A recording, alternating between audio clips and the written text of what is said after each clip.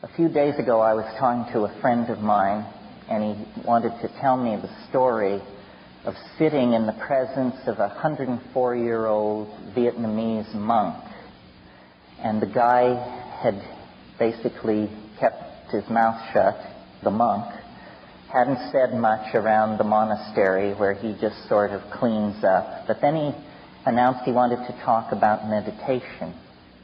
And he opened his remarks by saying, "We are all luminous beings. Why then do we not appear before each other radiant in our illumination?" And this is the conundrum of life. This is the problem. It was T.S. Eliot who said, between the idea and the reality, between the motion and the act, falls the shadow. And why is that? As psychedelic people, this is the problem that we grapple with in our own lives and when we look out at the world. You've heard me say many times, we have the vision, we have the money, we have the technology, but why can we not then appear before each other as radiantly luminous beings? And why cannot we reclaim our planet from toxification, disease, overpopulation, bonehead politics? You know the list. What's the hang-up here? What is the problem? Why is perfection so distant?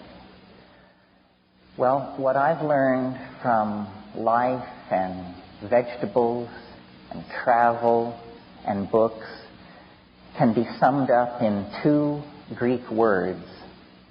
It's the central message of the philosopher Heraclitus. And he was always my favorite philosopher, but whenever I would read about him, he was called the crying philosopher. And I had to live to be 44 years old to understand the poignancy of Heraclitus' message. He said, in a nutshell, Pantit rea, all flows, nothing lasts, nothing is permanent. And this is the hardest message life has to teach. Because what it says is, your joy is transient, your anguish is transient, your fortune, your home, your dream, your moments of great ecstasy, your moments of great insight, your moments of great empowerment, everything is flowing through your hands at the moment that you are aware of it. William Blake, who in a way set this engine going a couple of centuries ago, said, what is the price of experience? Is it bought for a song or wisdom for a dance in the street? No. It is bought with all that a man hath. His wife, his home, his children. Now, this is not a pessimistic message, and William Blake was not a pessimistic guy. He was the same guy who told us that if we could but cleanse the doors of perception, we would perceive the world as it is, infinite, in a grain of sand. How can we take this poignancy, this sense of impermanence, and weld it into something which is paradoxically indestructible and has meaning in our lives and gives us not only the strength to carry on, but the power to be exemplars, the power to stand up before other people and let them then feel the power of vision in the paradox of permanence in the face of the need for indestructibility. Well, to answer that question, I felt that we had to leave the narrow confines of 20th century thinking, and we had to reach back into the byways of human thought that have been, by most of us, somewhat passed over and forgotten, because after all, modern life makes great demands on us. It's enough to just keep your checkbook balanced and your insurance paid. We can't all spend our time delving in the libraries of the Noetic and Gnostic and Hermetic and magical traditions. But I thought it was worthwhile to talk to you about this tonight, because we have been through such a difficult 10 months. And it was also Heraclitus, the all flows guy, who said, all is war, all is war. And what he meant was everything occurs in the presence of its opposite, and out of that there is generated the friction, the heat, and the light that all comes together in an indissoluble package as part of life. So what I want to talk to you about tonight, and how it relates to unfolding the stone, is the notion of alchemy, of all things. Alchemy, as I'm sure many of you know, is really the secret tradition of the redemption of spirit from matter. But many of you may imagine that alchemy is simply a discredited pre-scientific obsession of unbalanced minds interested in changing base metals into gold, lead into the stuff of commerce.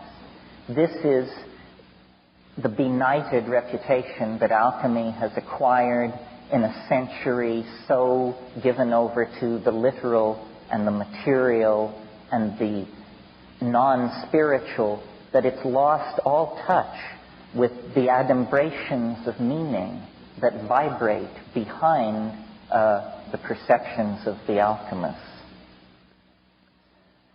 The central conception of alchemy is the conception of the philosopher's stone. What is it? It's the universal panacea at the end of time.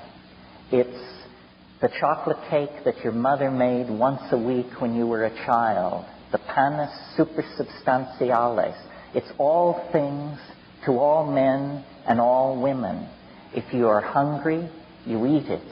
If you're dirty, you shower under it. If you need to go somewhere, you sit on it and you fly there. If you have a question, it answers it. It's something that the human mind senses in itself and related to, invoked, worshipped over centuries before the slow rise of the patriarchy and rationalism and materialism turned it into a myth, a fairy tale. It is not a myth or a fairy tale. It is the burning primary reality that lies behind the dross of appearances.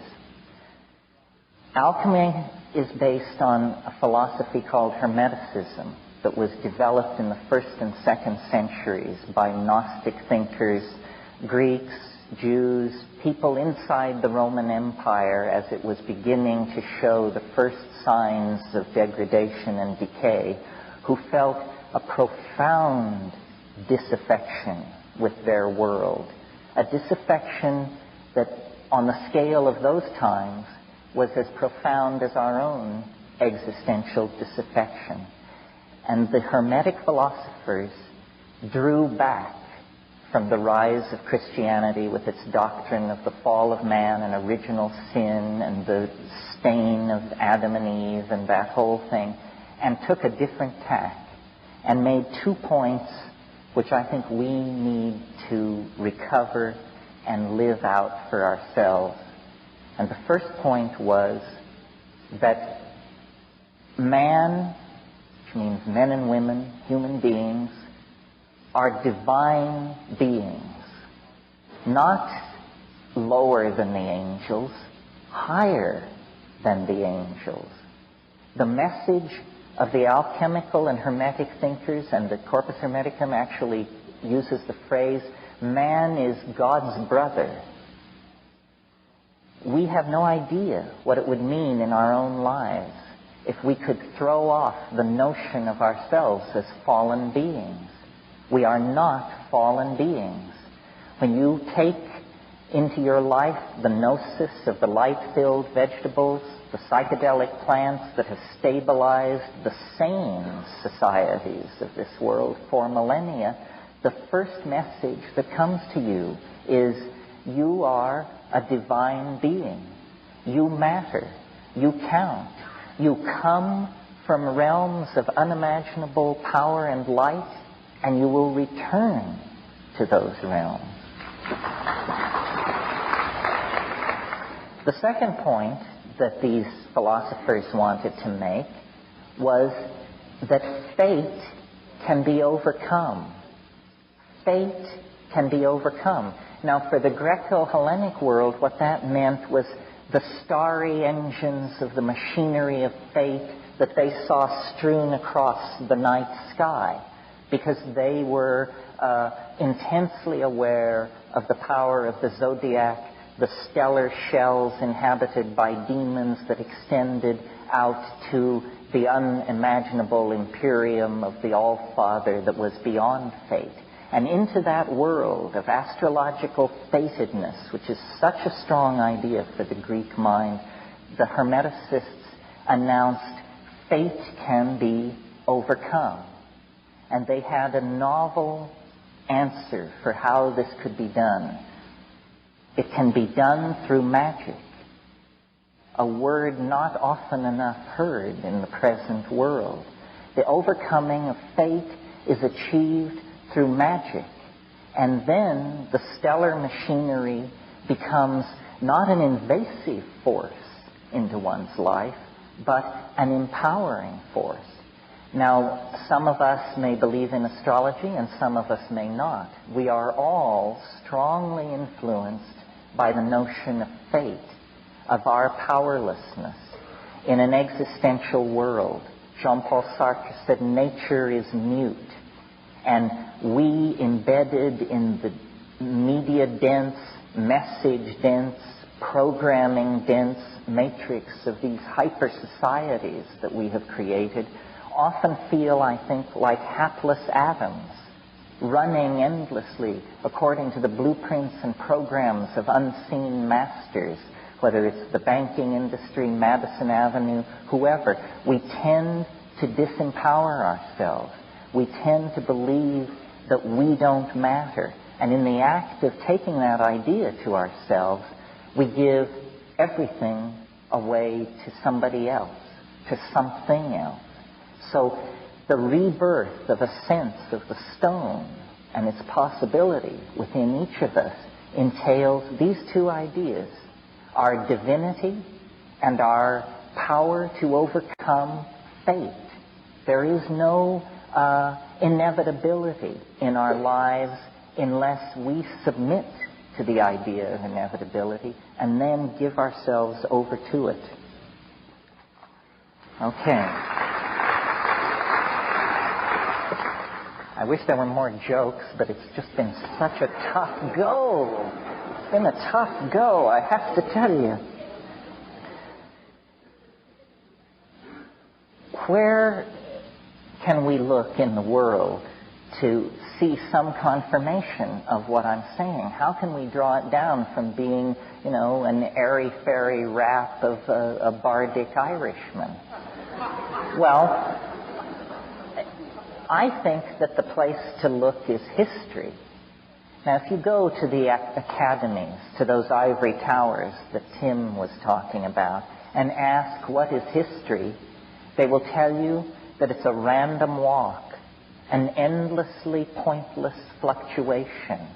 Empires rise and fall, migrations of people come and go, that it is essentially meaningless. I don't believe this. I don't even think there's strong evidence for it. Because what I perceive when I look at the world, not only the world of history, but the world of nature, out of which history has emerged, I see novelty, something wonderful, maddening, paradoxical, and ever-increasing, ever more conserved. Every iota of novelty that comes into existence is somehow saved and passed on. That's why when we walk or drive down Melrose, we see Egyptian fashion motifs. We see fashion statements drawn from the 14th century, the 2nd century, Assyria, Egypt, Angkor Wat. All of the novelty of history coalesces in the living moment. It's always been that way. Every society in the moment of its existence has lived as a resonance, a completion, and a distillation, good alchemical word, a distillation of what has preceded before.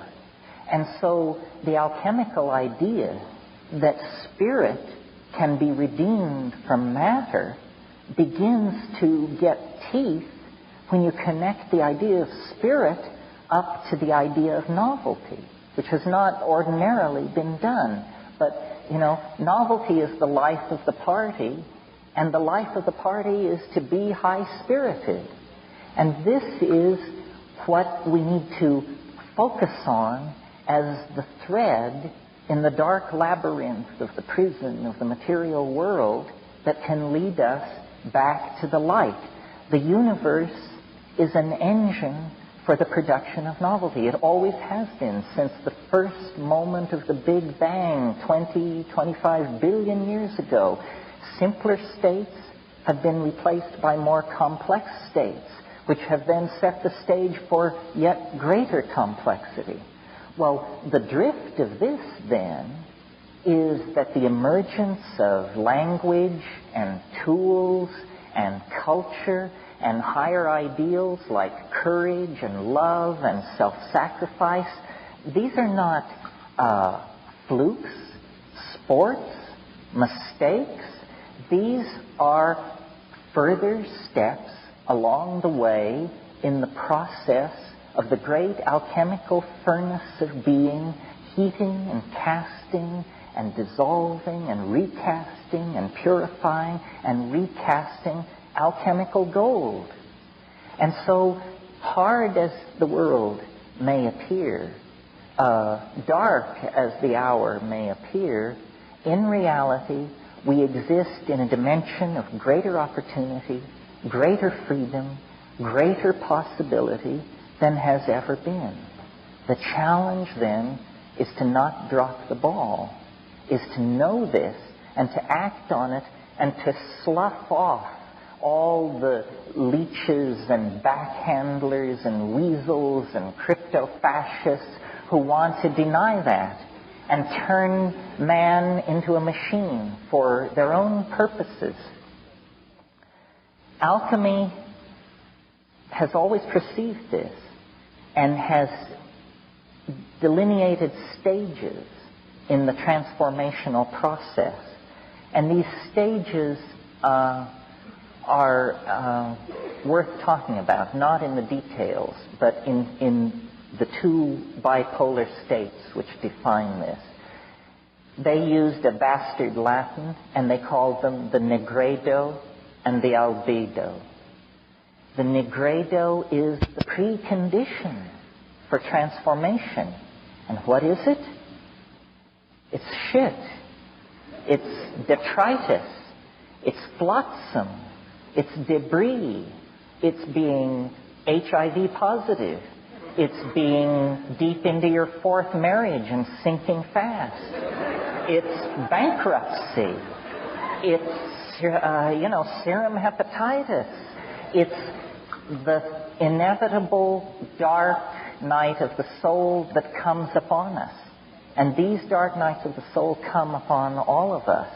Nobody gets through this world without a little dung raining down on them, believe me. I mean, you may evade it for decades, but then there'll be a knock on the door. It's said that the millstones of fate grind slowly, but they grind exceedingly fine. So what do we do with that? Well, the answer is we welcome it. This is what the alchemists awaited. The nigredo, the prima materia, the dark matter, the chaos that is the precondition then for redemption. And God knows we've got lots of chaos right now. I mean, we have war, famine, revolution, millions of homeless people on the move. The nation state is dissolving. The relief agencies of the world can't keep up.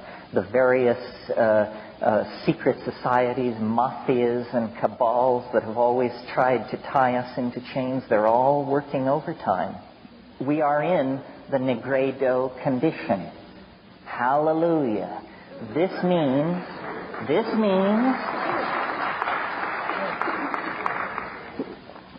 that the kissing has to stop, but the fun can begin, the real fun. The other end of this bipolar condition in alchemy was called the albedo, or albedo, depending on whether or not you came from a coal mining town in Colorado like I did. The albedo, the whitening. And that means that out of the chaos can come a new beginning, a new reality, a new hope. And then the process is one of, you see these alchemists existed in a philosophically more naive, we quote, more naive world than we do. So they actually projected onto the processes of matter their own interior psychic condition. So they did work with matter and fire and furnaces and retorts. And what they would do is they would take the primal materia, lead or excrement or something else, and then they would heat it and turn it to ash, and then calcinate the ash or pour solvents through the ash and get an extract, and then heat that and sublimate it. And out of this, almost as a footnote, came modern chemistry. But that was not the important side of it. The important side of it was that they were projecting mental states onto the swirling retorts of their laboratory. It was like a magical mirror for them. It was, in fact, dare we say the P word, it was psychedelic. What psychedelic means is getting your mind out in front of you by whatever means necessary so that you can relate to it as a thing in the world and then work upon it. So from the nigredo to the albedo, there were a series of these stages. Now, I said a few minutes ago that magic was the key. And by magic, I mean the reclaiming and the reconstruction of language to a sufficient degree that it becomes at first possible, then probable, then inevitable to each one of us that miracles can happen. Miracles can happen. The Grateful Dead have a song, "We need a miracle every day." We do need a miracle every day. Well, is that too tall an order? I don't think so. I don't think so. Years ago, one of these talking vegetables said to me,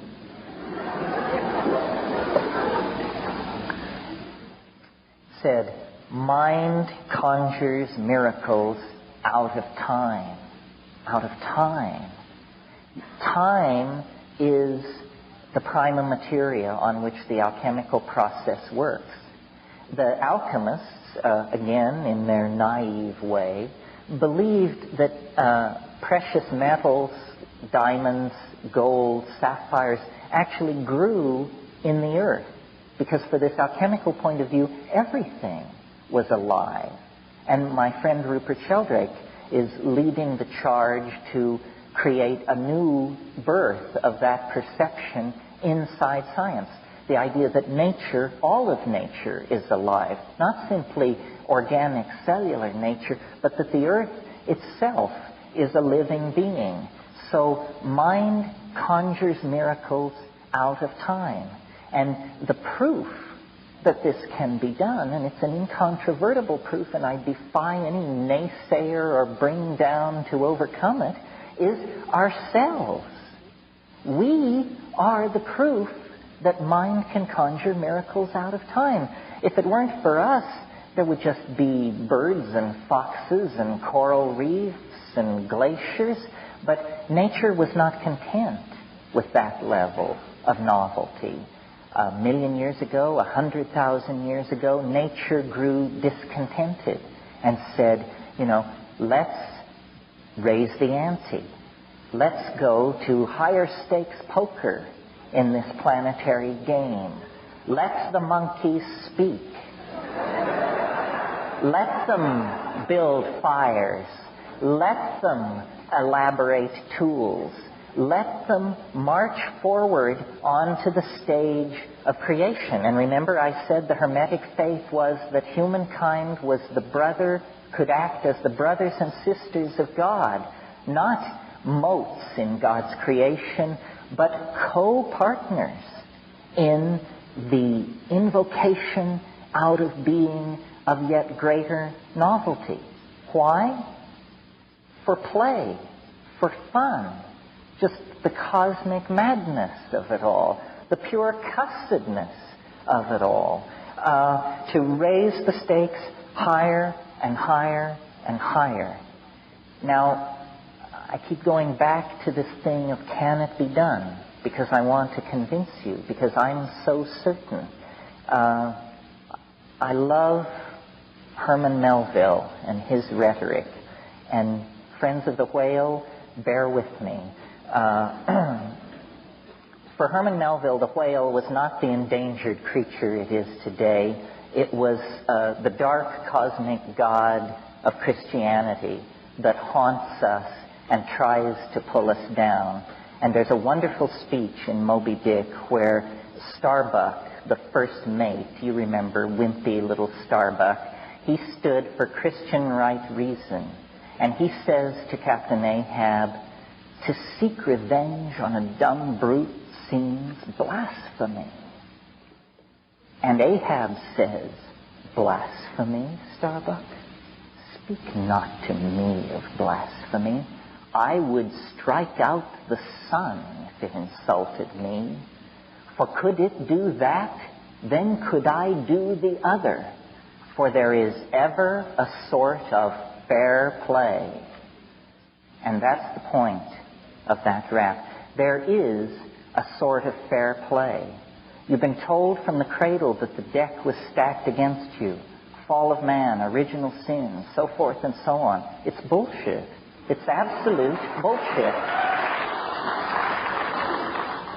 There is a sort of fair play.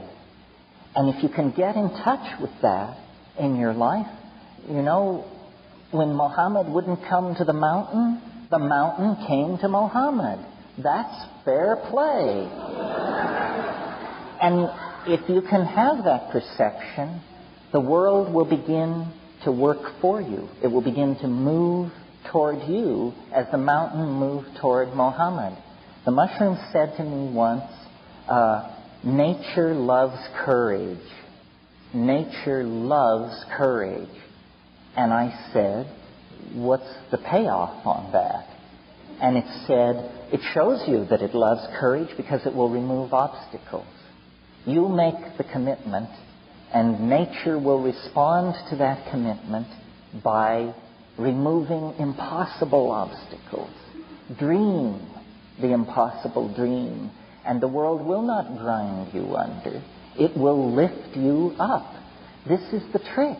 This is what all these teachers and philosophers who really counted, who really touched the alchemical gold, this is what they understood. This is the shamanic dance in the waterfall. This is how magic is done. It's done by hurling yourself into the abyss and discovering that it's a feather bed.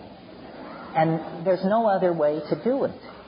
This is why I have always taken the position that as modern people, we can't go out and set armies marching or launch religions, and who would want to anyhow.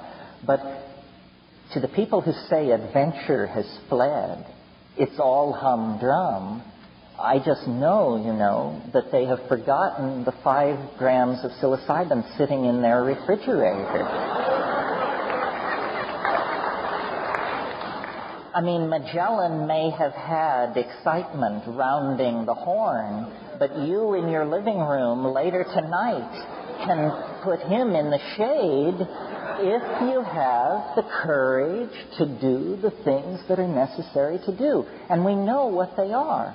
And of course, the first thing to do is to tell society to fuck off, because they don't know what's going on.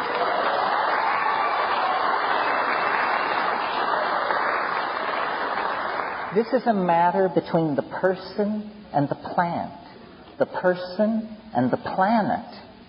And all the detritus of history, all the games that people have tried to lay on you, they just want to get you down in the ditch that they're in.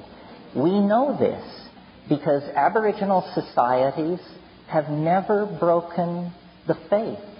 The living gnosis is still there, not for people who paint themselves blue and dance around buck naked, but for us as well. But it takes an act of courage, not a weekend at Esalen, not a trip to the ashram where they tell you that if you'll sweep up for a dozen years, then they'll hand on a whammy. No, the speed with which you can reach depth is under 45 seconds if you know where the elevator shaft is. And you do. I don't have to tell you. I've been telling you.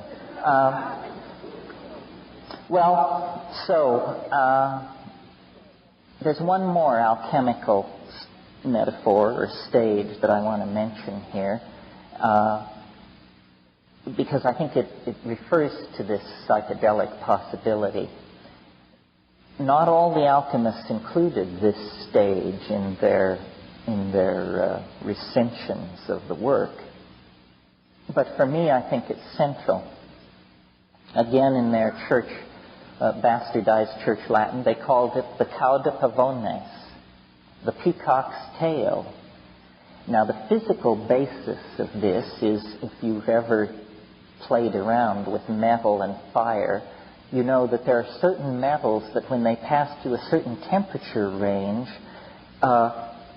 iridescent colors play across the surface and sometimes even freeze. And in the glazing of pottery at low temperatures in Raku, what these pottery masters are aiming for are these wonderful iridescent surfaces that play across the glaze and then can be frozen into it. Well, this is the peacock's tail. And in alchemy, this was thought to precede the final whitening, the passage into the pure, the goal, really. And rather than see the present world as exclusively a vale of tears and a black prison, and none of these metaphors are mutually exclusive. You see, the alchemists, the great strength of alchemical thinking and the way in which it is completely antithetical to science, and in fact why science has so much contempt for it, is because the alchemists had the wisdom to see that everything occurs in the presence of its opposite. That it's not either or, it's both and. They call this the coincidentia oppositorum, the coincidence of opposites, the union of opposites. This is a great truth, because I think all of us live under the rubrics of, am I good? Am I bad? Am I lazy? Am I obsessed? And the answer is that it is never one or the other. It does a tremendous injustice to being to ignore the union of opposites. Now, science, in order to do its work, which is essentially a technological work, not a deep philosophical work, it's a minor art, science. That's all it is. It's a minor art. It's the art of the physically possible. But it has presumed to be the arbiter of all thought, all feeling, all worth. My God, the hubris of René Descartes to divide the world into the primary and secondary qualities. And what are the primary qualities? Motion, mass, spin, momentum. And what are the secondary qualities? Color, feeling, taste, tactility. It tells you that you're nothing. You never touch reality. You live in that world of sense, and therefore can only aspire to the real world through some kind of mathematical disembowelment of your own, what your own body, what your own feelings are telling you. So in the Cow de Pavones, the peacock's tail, this is where the contradictions meet and generate heat and light and an excruciating sense of poignancy and meaning and identity. And our world, as we experience it tonight, is quintessentially, another good alchemical word, is quintessentially that coincidentia oppositorum. Now, where do we meet this most dramatically in our own lives? I think we meet it in the phenomenon of birth. If you had just parked your flying saucer in the bushes and came from a world where sexuality was unknown and people were grown in vats or something, and you came upon a woman in the act of giving birth, it would appear to be a catastrophe in progress, a tragedy at the limit of tragedy. Blood is being shed, anguish is on the surface, real agony pervades the situation. And yet, nature in her wisdom has bound pain and ecstasy, death and completion, regeneration and dissolution into that experience in such an indissoluble fashion that no woman can miss the point. No woman can miss the point. Unfortunately, men have traditionally averted their eyes. This has gone on in a hut at the edge of the village. Nobody wanted to be there. Maybe the shaman would be there, but he was loaded in order to be there. And the mystery of mysteries goes on outside the sight of men. Now, in our world, we are caught in this kind of metaphor. A cosmic birth, a birth of planetary scale is underway. There is agony. There is no doubt about it.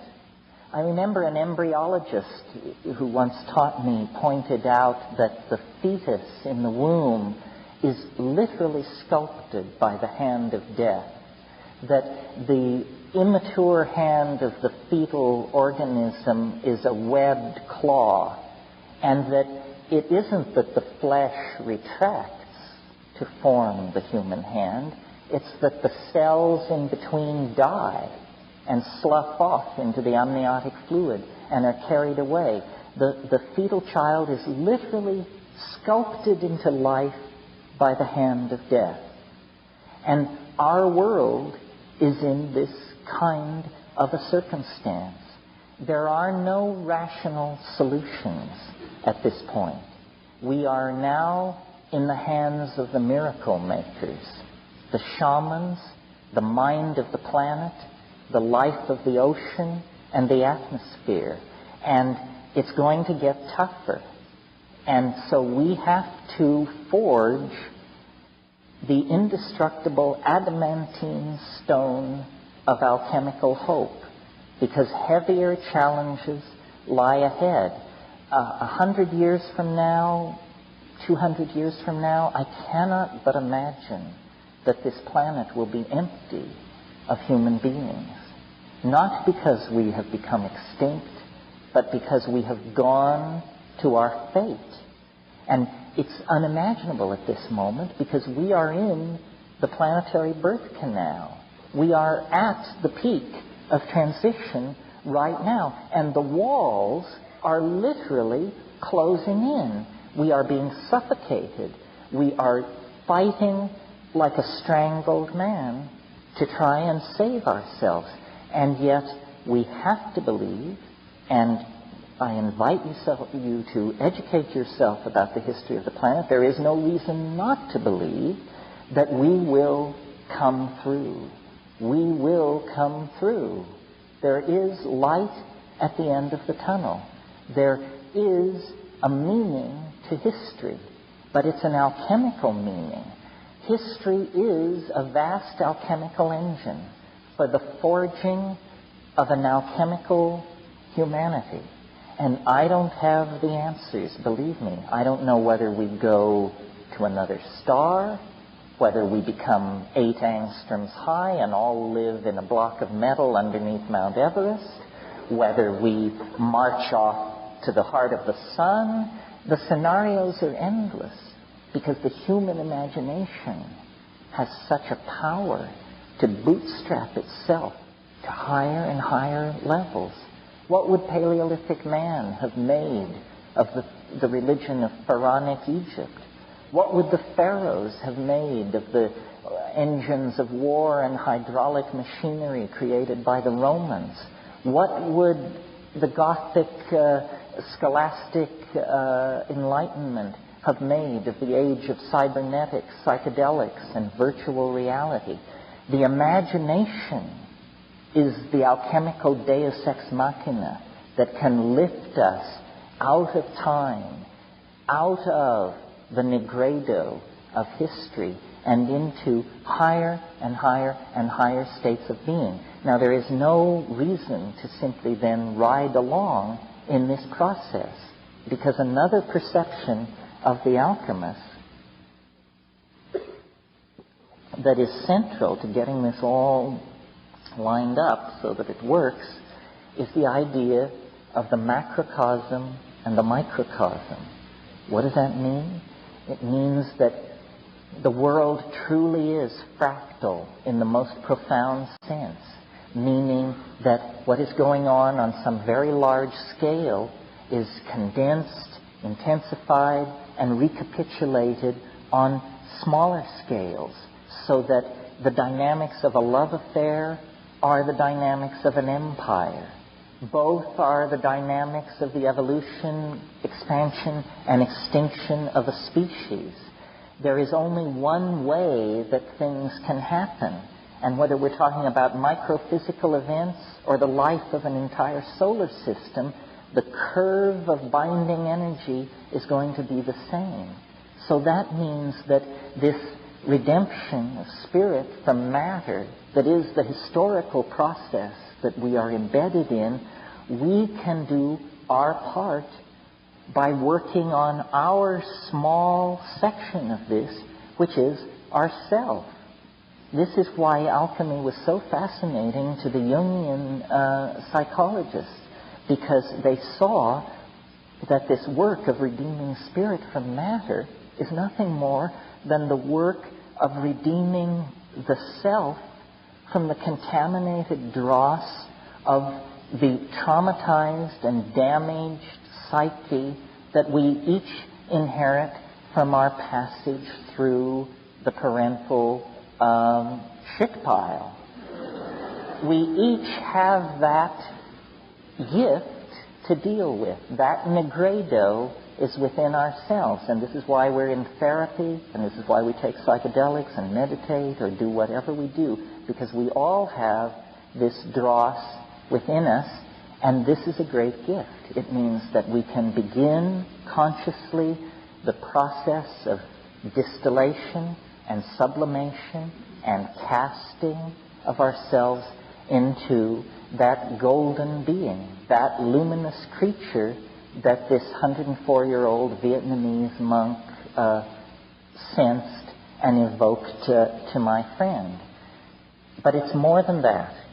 We do that alchemical work to perfect our own sense of the union of opposites, our own sense of the presence of the living alchemical stone within, in order that we may then participate, act in, and be part of the transformation of the planet. And it is an immense transformation. And there is no reason to doubt it, because the emergence of organic life from what preceded it is as dramatic a miracle as anyone could imagine.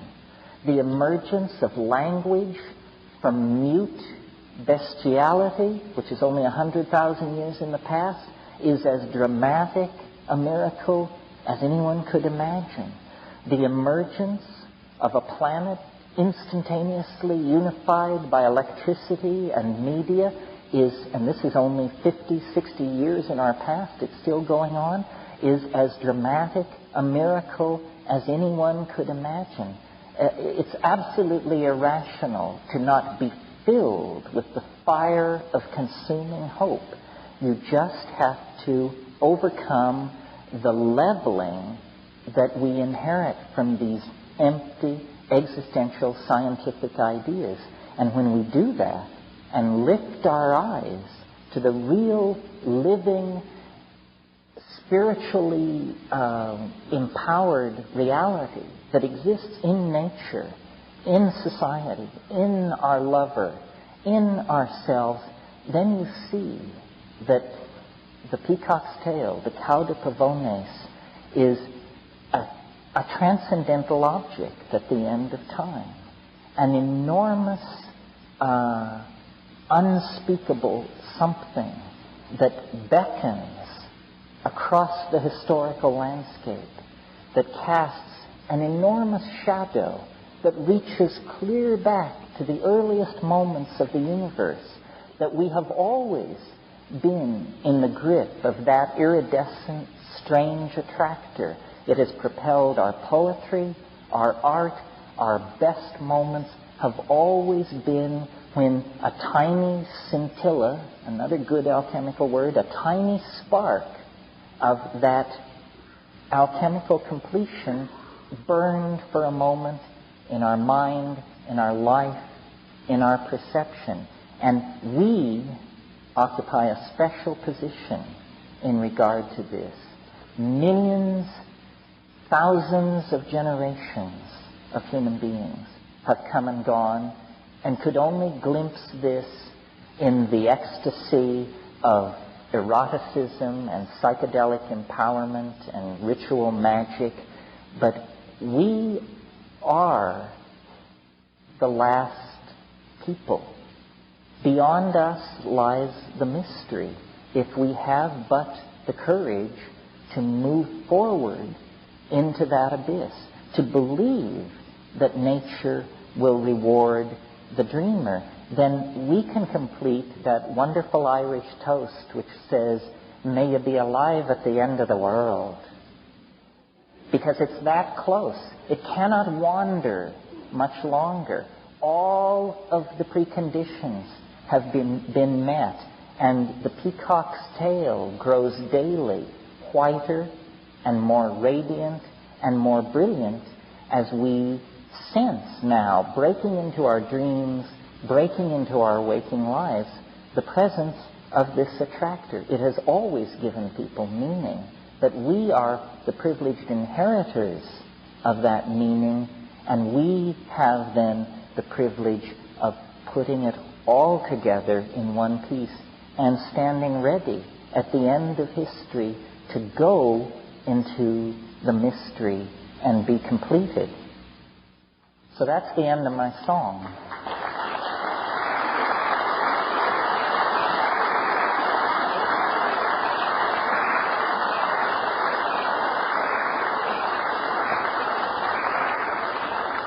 Okay, let's have some questions here.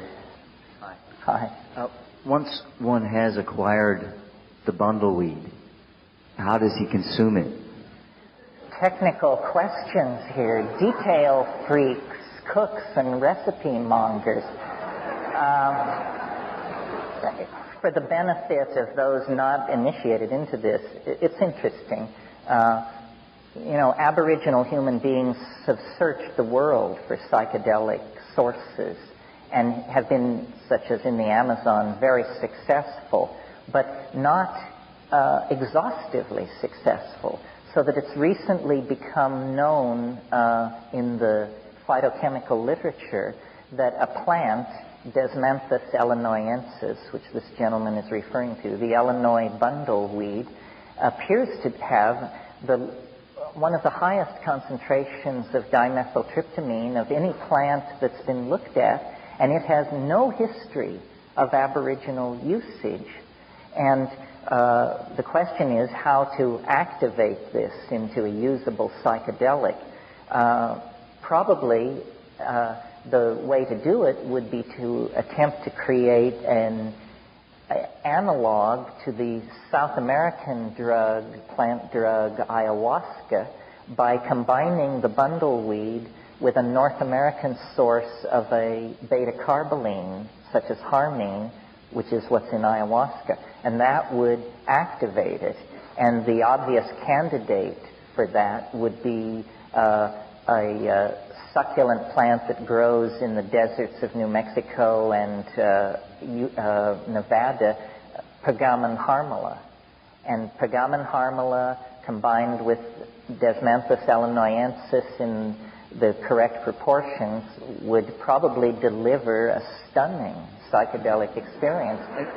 Would you eat it or smoke it?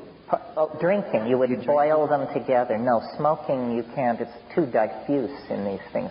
No, you would perform an alchemy.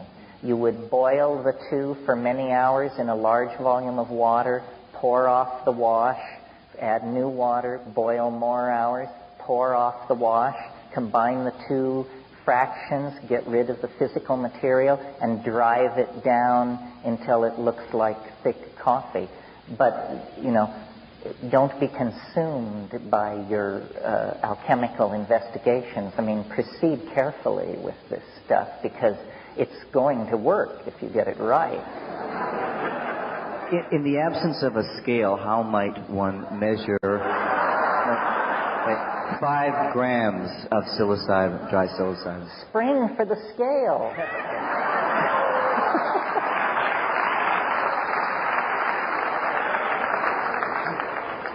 And I don't like these big events, because I don't like sitting up here in the light and looking out over the sea of faces. I'm against guruism, leader trips, and anyway, the whole point of this message has to be that it's for everybody. Nobody is special. If it can only happen to some kind of elect, then it's got no impact, no ability to save the planet. It's a human mystery. It doesn't belong to the intelligentsia. It doesn't belong to the wealthy. It doesn't belong to the Irish, regardless of how we kid around about that. It's got to be for everybody. So take this man seriously. Here he is, second year in a row, pleading for community. Somebody take him to dinner. And community is the backbone of the thing. When I first started doing this, one of the most empowering experiences that I could have after talking to a crowd like this is someone would come up afterwards and say to me, I thought I was crazy till I talked to you, till I heard you talk. And what they meant was that they had done psychedelics in the 60s, and they had seen the elves and the machinery of joy, but then other people had turned to market analysis and international banking and what have you, and it all seemed to flow away. And so people need to find like-minded people.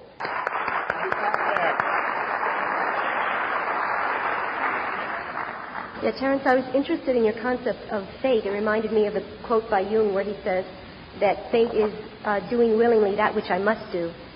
And I was wondering about this concept of fate. You were talking about the Greeks thought of fate as the one thing that you couldn't go beyond. Even Zeus himself was terrified of the fates, the Moira.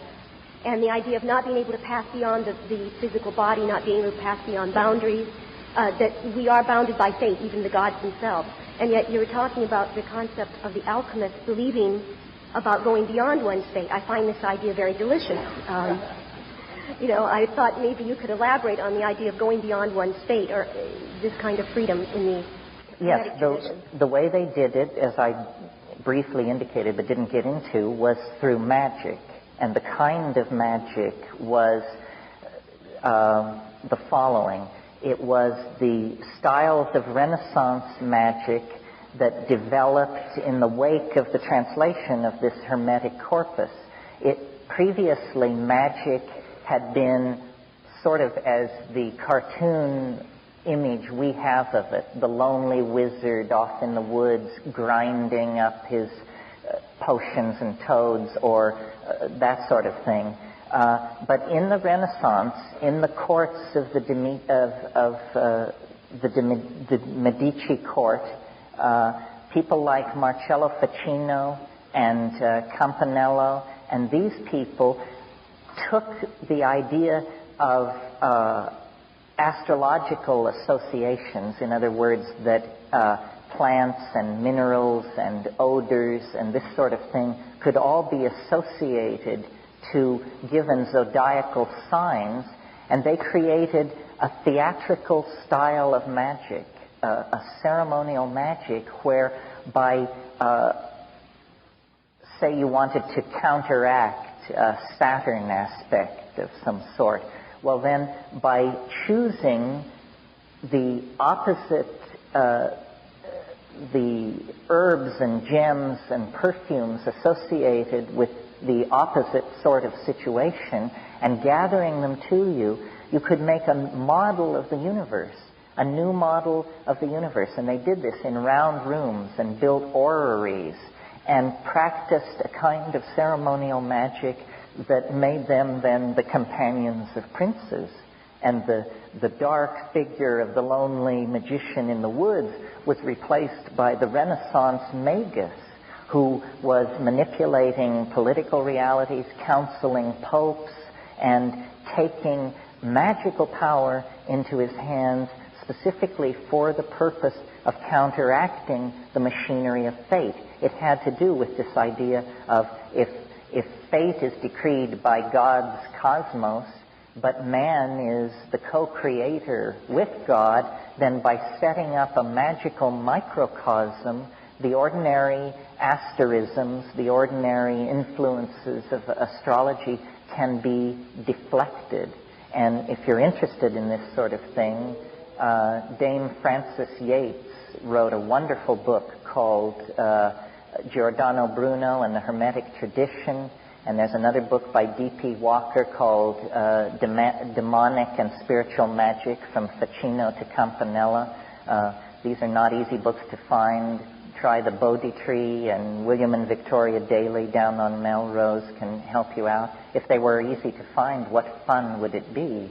I mean, part of the quest is getting this stuff together. But that's the basic theory of Renaissance magic, is to create a microcosm to counter the fatalistic machinery of the macrocosm. I just want to leave you with one story because it sort of fills out the theme and shows how peculiarly the spirit moves and how the coincidentia positorum is present in so many unexpected situations. I think somewhere in the body of my talk I got to dig in at Cartesian logic or Cartesian rationalism. As you know, modern scientific materialism was founded by René Descartes, French philosopher of the 17th century. But what the historians of science have been at great pains to keep from view is the following story, which is attested to in Descartes' own journals. When he was a young man of about 22 years old, he decided to go soldiering and wenching around Europe, which was something young men of that era did. And he joined a Habsburg army, which was on a mission to lay siege to the city of Prague in Bohemia to suppress what was essentially an alchemical revival. I won't go into the details, but a young prince of the Northern Leagues and his queen, who was the daughter of James of England and was named Elizabeth after her grandmother, had managed to gain control of the empire had been elected, in fact. He was called Frederick the Elector Palatine. And this Habsburg army was sent to destroy this Protestant alchemical reformation. And it did so, laid siege to the city and killed this young man, and his queen fled to The Hague. And then they retreated across Germany. And on, I believe it was the 17th of August of that year, which was 1619, the beginning year of the 30 Years' War, they made camp at Ulm in southern Germany. And just as an aside, Ulm later was the birthplace of Albert Einstein. But that night Descartes had a dream. And in the dream, a radiant angel appeared to him and said, the conquest of nature is to be achieved through number and measure. And in that moment, René Descartes went from being a nobody to being the founder of modern science.